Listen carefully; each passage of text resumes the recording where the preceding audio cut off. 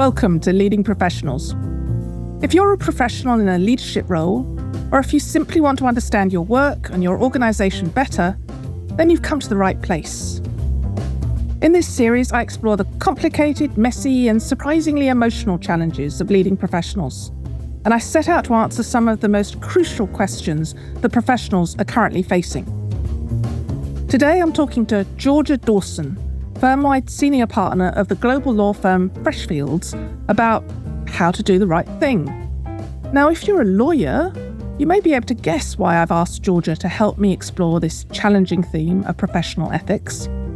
And if you're not a lawyer, keep listening, because you'll soon find out.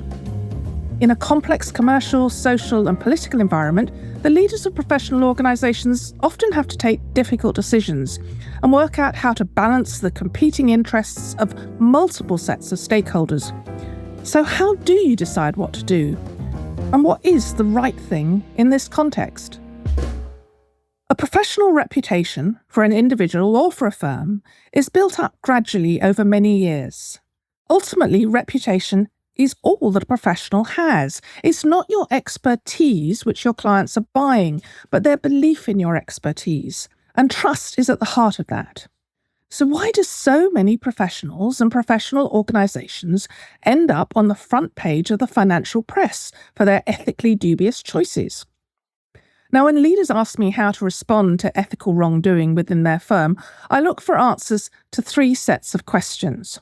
First, what incentive procedures within the firm are encouraging this behaviour, and who expects to gain from this transgression?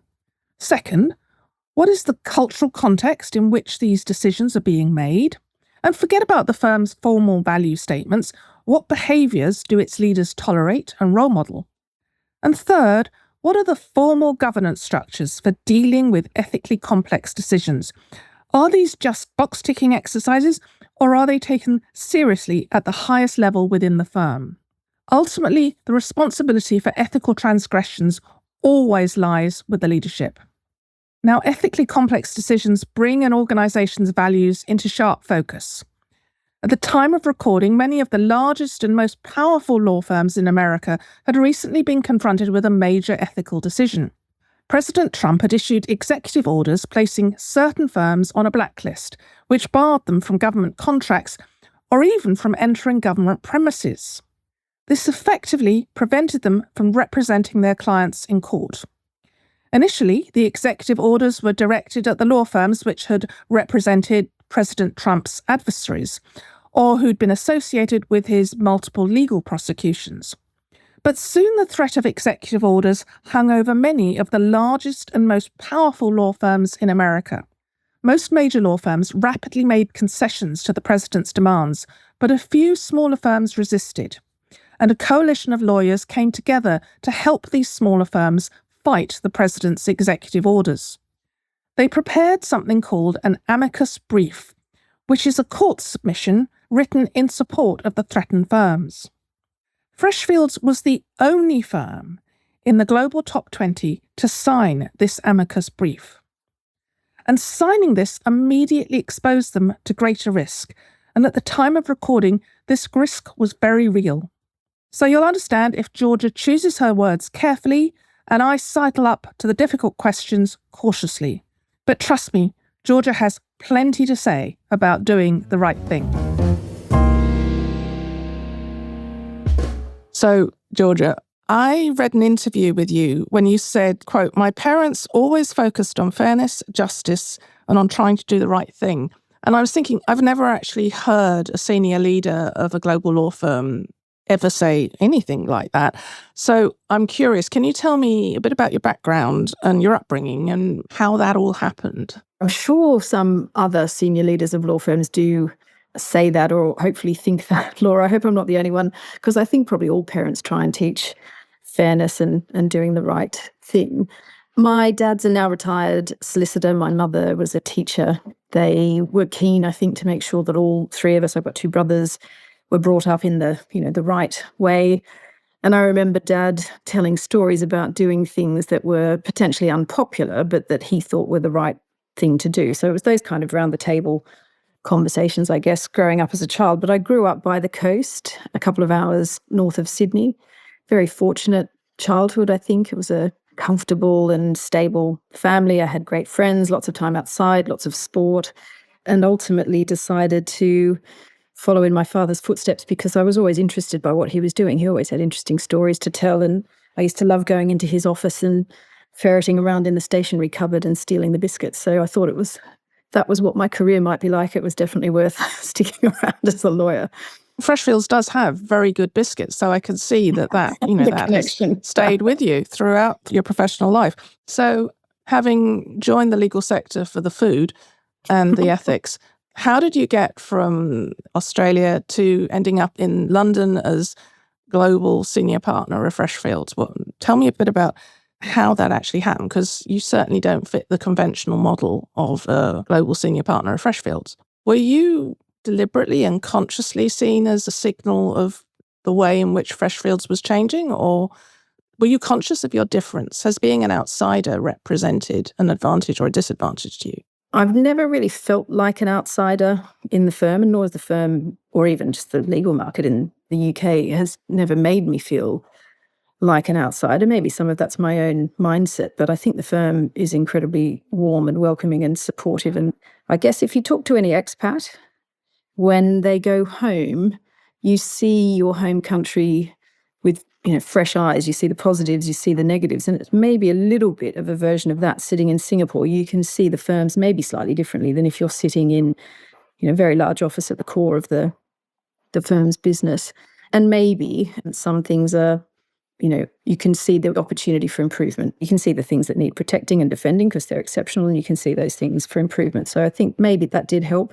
I think also in that period coming out of COVID, everyone was looking for a fresh start or a fresh way of approaching things, a new way of driving the business, a new way of running the business. And so I definitely had a number of those ideas in mind when I developed my plan for the election and my manifesto of what I thought we should do as a firm to get ahead or stay ahead of the market. That's really interesting, because I think some people came out of COVID and tried desperately hard to get back to the way things were beforehand.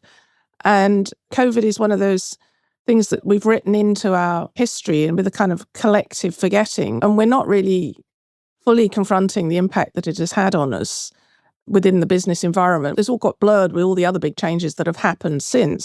But I'm intrigued by this idea that your election was bound up with a recognition that the world had changed. So the people leading the firm might also need to look and sound a bit different as well. Yeah, I think probably two things, and there are probably multiple ones, but two that spring to mind when you frame it like that, Laura. One is that COVID reinforced the fact that on any given issue within our firm, for example, you could get the right people around a table using Teams, using Zoom, whatever technology you might be using within your firm, and have a proper conversation about the given issue. It wasn't that all the power had to sit in one particular place, or all the conversations on a topic had to sit in one particular place. You could absolutely approach things properly, globally, and with the right inputs.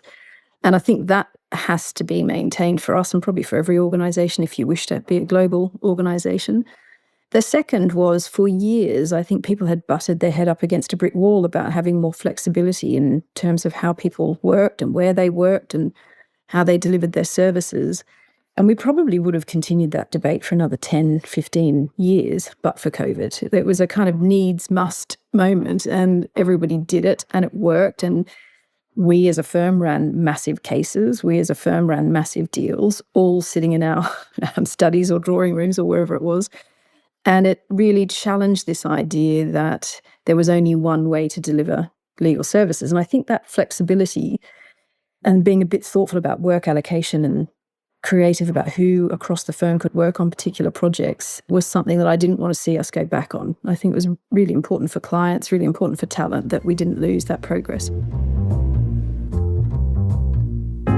Well, that's kind of moving on to the next question I wanted to ask you, which is about really how do you actually manage relationships amongst this kind of complex coalition or diverse collection of stakeholders within the organisation, but particularly sort of bringing it more directly to the focus of this particular episode. You've said it's important to stand up for the things that matter, but how do you decide what matters?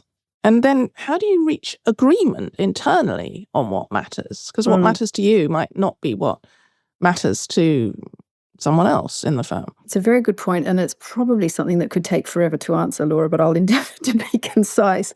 Well, can we focus it in just a little bit? Because you've got 3 global managing partners. So why don't we start with them? How do the 4 of you reach agreement on what matters? Sure. So unlike maybe some other firms, at our firm, the global managing partners are appointed by the senior partner. So I had the privilege of selecting some people who are incredibly talented and could each bring something different to leadership of the firm. I had outlined a pretty extensive change agenda and a reasonably tight time frame on a number of things. And I thought 2 people, a senior partner and 1 managing partner, was not going to be enough bandwidth to do that. And so built the team of 4, and each come from different practice areas, different jurisdictions, different cultural backgrounds, language skills, etc. And I thought it was important to send a message that we really meant it when we said we were going to be a global firm that consulted and tried to come up with things that work globally. Now, in terms of working out what matters, I think we do have a bit of an established pattern. As a global firm, we can't be responding to every development in every jurisdiction around the globe. So we start by looking at where a development might have a direct impact on where we have people. And if there is a direct impact on where we have people, then we have a discussion about what our response should be. Is it fundraising, humanitarian aid, reaching out to our pro bono client base to see how we can support them, or other steps that we take? That public statements, etc., are fairly limited in that toolkit and deployed very rarely, but that's what we would look at. And there's then a discussion amongst whoever the right people may be on any given issue. It could be something that's largely local with some global dialogue, or it could be that we have to involve the firm's global board and the firm's global exco as well. So it really depends on the issue. But unlike corporates, in a partnership, collective decision-making is incredibly important. And so the level of dialogue, the extent of the dialogue, the length of the dialogue is a strength. But in a fast-paced world, it's also something that you have to manage quite carefully so that you can be nimble and respond quickly. And that's just the partnership. I can't remember how many 100 partners have you got globally? We're about 460 partners. Okay, so that's getting 460 people to building consensus amongst 460 people in a rapidly changing environment.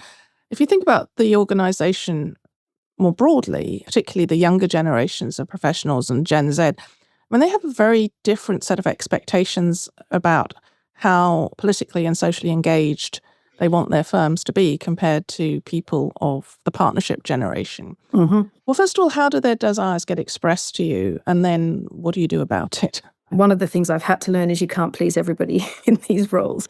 You should absolutely seek to have a dialogue and create common understanding of the different perspectives, but ultimately the decision on some things will fall to me or it might fall to others. And so long as you're doing that in a clear-eyed way, understanding the different perspectives, you'll hopefully end up in a better place. But it's not necessarily always going to be something that everybody is entirely comfortable with. On our younger colleagues, or just, the 5 or 6 generations that we have within the firm, it's the same principle, I think, of dialogue. I set up an associate and business services advisory board, and people apply to join it, and they have a term on there, and then we change the group over. So over the course of my term as senior partner, I will have had the chance to work with a large number of colleagues in all different roles all around the world. And if we're rolling something out across the firm, or there's been a particular development, they're used as a sounding board. They themselves then reach out across their own networks to pull in views or share views back on any given issue. It could be an internal program. It could be some of the recent developments in the world around us that they want to discuss. So that's incredibly helpful.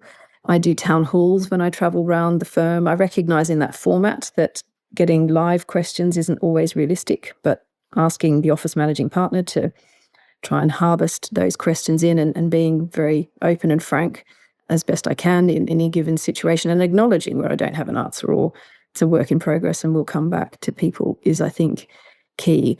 But on some of the challenges that have occurred during my term, I think those kind of group discussions, but also bilateral ones, can be quite useful. So, for example, when we had to take the decision to close our Moscow office in response to Russia's invasion of Ukraine, before we had announced that decision, I received some direct mailings from more junior colleagues who felt that the firm should have done more within the first 24 hours. And I picked up the phone and rang them back and explained that we have people on the ground. I've got to think about their safety. I've got to think about our clients. I have to work through all of these things. And then, please watch this space. You will absolutely see the firm responding, but you have to understand it's not black and white. And there's a range of different responsibilities that I have in this role. And I think that fundamentally changed at least my relationship with those individuals, or what they were then able to broadcast to others, because I think it can be easy to assume that some of these things are straightforward. They rarely are, but just taking the time to explain what you're weighing up and what you're trying to achieve can go a long way. There are limits in terms of how many hours I have in the day, but I certainly try. And that's interesting because, of course, for people raised on the social media environment, the expectation is instant reaction, rapid response, very quickly taking your stand and not thinking too much about the longer term implications of that, which is the complete antithesis of what lawyers and indeed particularly litigators, how they go about approaching life. So I can see there's really an interesting challenge there. In terms of your personal work, your practice is very much, you were drawn to focusing on studies of internal investigations and anti-corruption practices and things like that. And you defend corporates who are under investigation for wrongdoing, who are accused of corruption. I'm curious, what makes you decide to turn down a client mandate on ethical grounds? So I guess going back to law school and first principles, the idea behind the legal system is that the community and justice is best served if everybody involved in some kind of legal process is properly advised. And so I remember the debate actually when we first did criminal law in my first year of university, and being obviously naive, but a bit shocked that was the case. And so you have to start from that perspective in terms of mandate and client selection. But then as an organisation that has a hard-earned reputation, there are certain situations where you end up concluding that it's not appropriate to risk that reputation by taking on a particular client or a particular mandate. Fairly limited situations, I would probably have to say, because I think we're fortunate to have great clients around the globe, but the kinds of things that would cause you to pause, or have certainly caused me to pause, either with matters on my own desk when I was largely practicing, or now as the ultimate right of appeal on a client or mandate acceptance within the firm and having to take the decision about whether we do something or not, is whether the client's historic course of conduct or current course of conduct would tend to suggest that they're not going to take the underlying issue seriously. So you, as the lawyer, us as Freshfields, wouldn't actually be able to properly come in and investigate. You wouldn't have access to the evidence. You wouldn't have access to the witnesses. Or you're being used as some form of whitewash, so that the firm's name would be used to try and suggest that there was nothing to see here and the world should move on, when that's not actually the case. And so if you have a sense of that about the client or the particular mandate, then that might be something that you decline to do.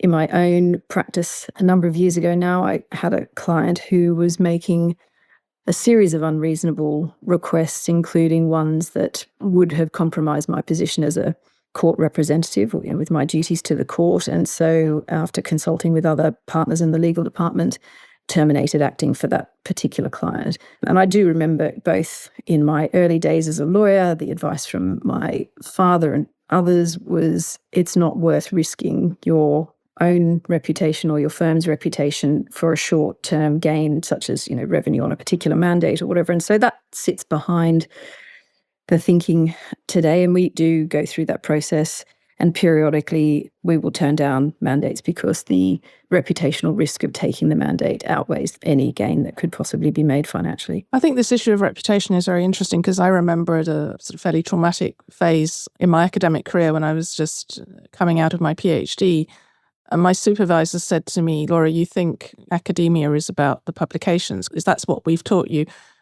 Actually, it's about reputation. All you have is your reputation, and how you respond to this particular challenge will be what shapes the stories that are told about you for the rest of your career." And I thought that was really interesting, that you realizing how central reputation is to the career of an individual professional and how incredibly fragile it is. It really boils down to trust. Can we maintain the trust that clients place in us day in, day out on their most important matters, whether it's something to defend the company, something to help them grow their business globally? Can you maintain that trust when you do something or are involved in something that is going to make them question where you stand on any given issue or where you view the rights and wrongs of a given situation. And so it is something you have to guard fiercely, I think. And so the conversations that we have on particular situations are, as you hope, pretty robust to check that we're not being too conservative or to test whether we're being too bullish and make sure that we're trying to land in the right place. You don't get every decision right, but there's certainly a massive effort made to land in the right place. And how do you deal with the partners who've worked immensely hard to bring in a mandate or a piece of work and then find, perhaps to their surprise, that it's being referred for ethics consideration? And then when it's turned down, they see their competitors lapping up the work and profiting from it. I mean, What do you say?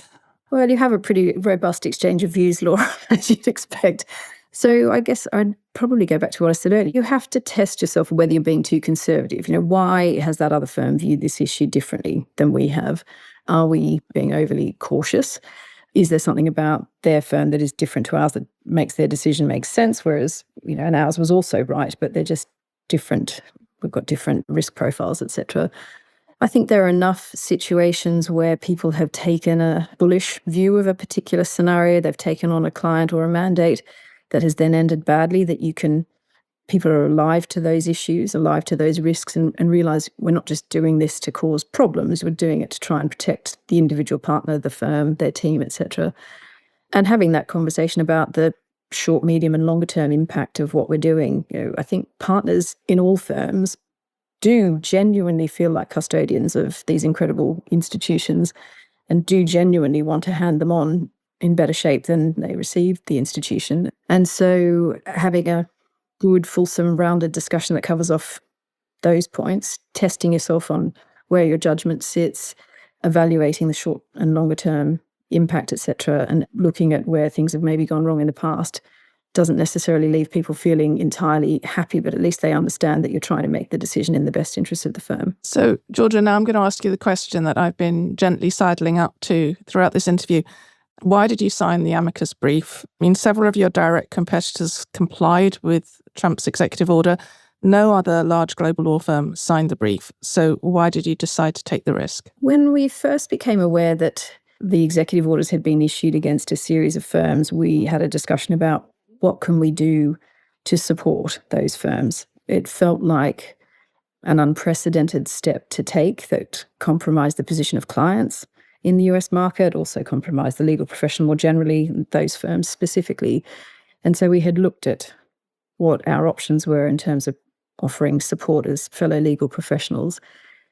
The amicus brief was then developed and we were approached about signing up, and we maintained the dialogue with the law firm that was coordinating amongst the hundreds of firms that signed.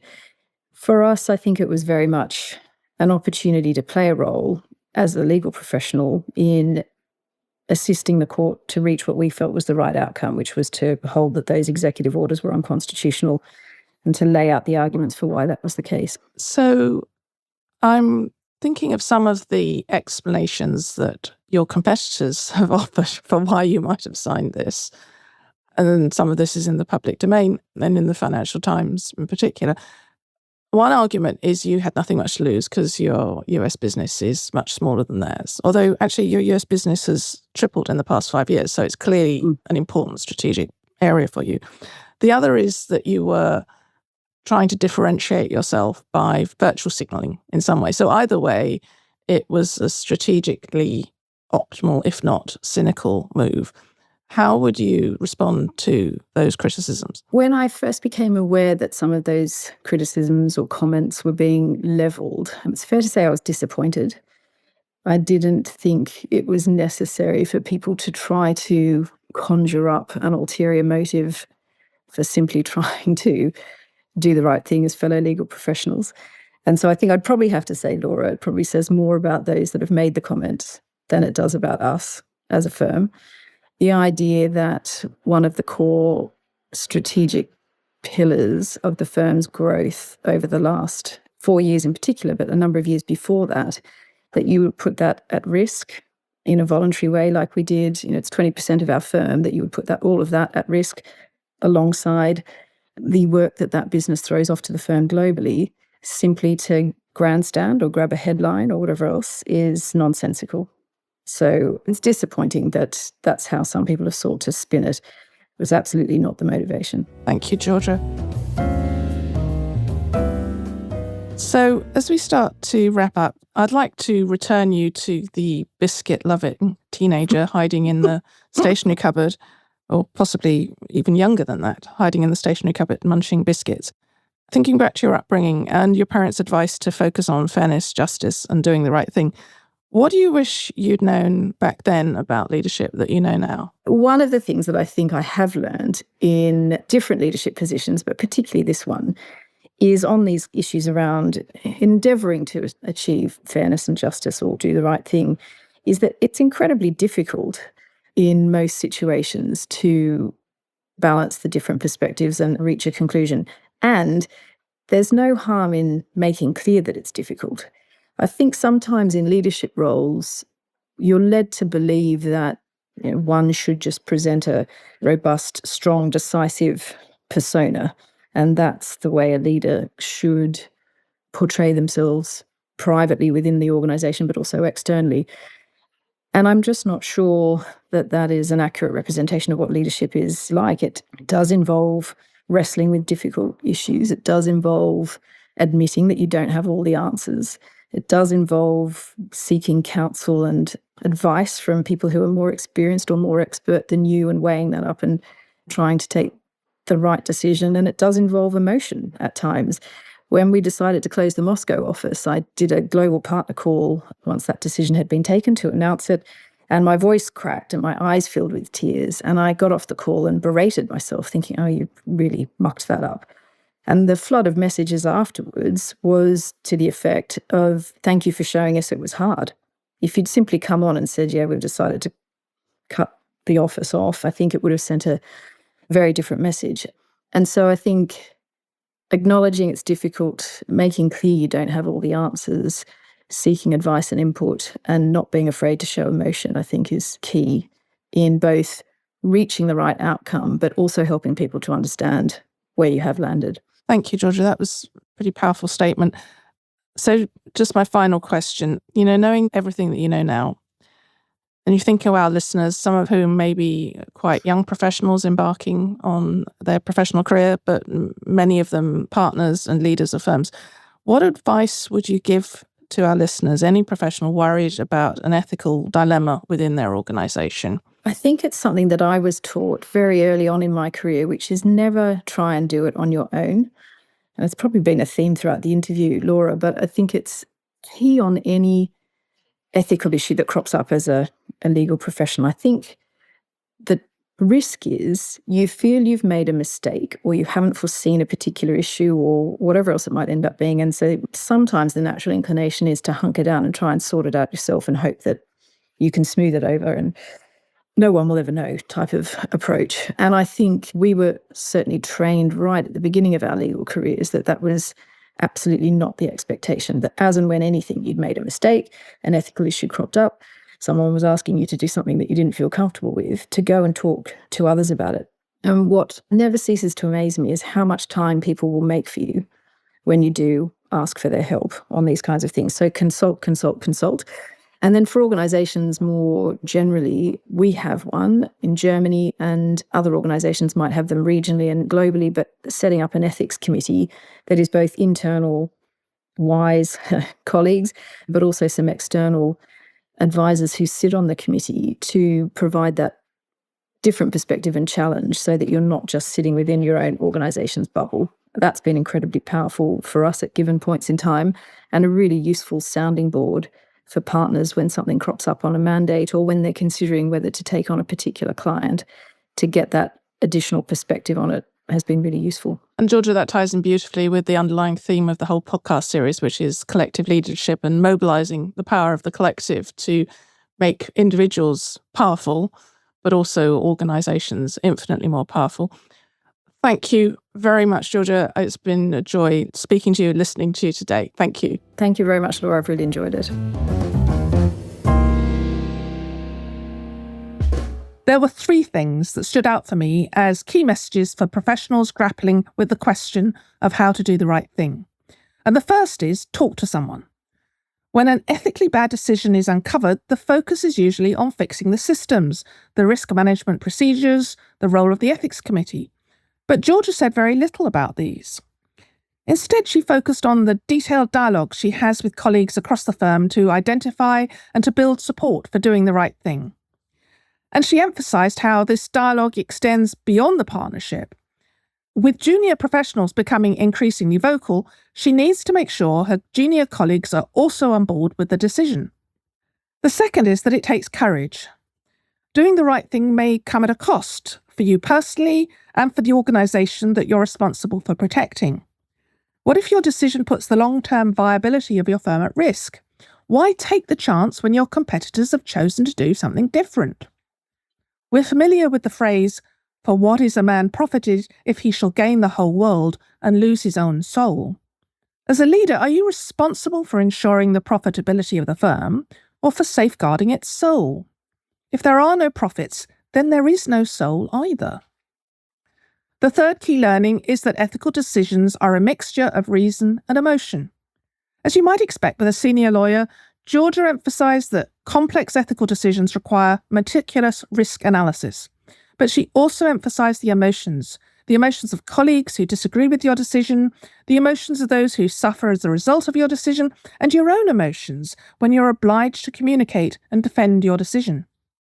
So back to a question I posed at the start of this episode: why do so many professionals and professional organisations end up on the front page of the financial press for their ethically dubious choices?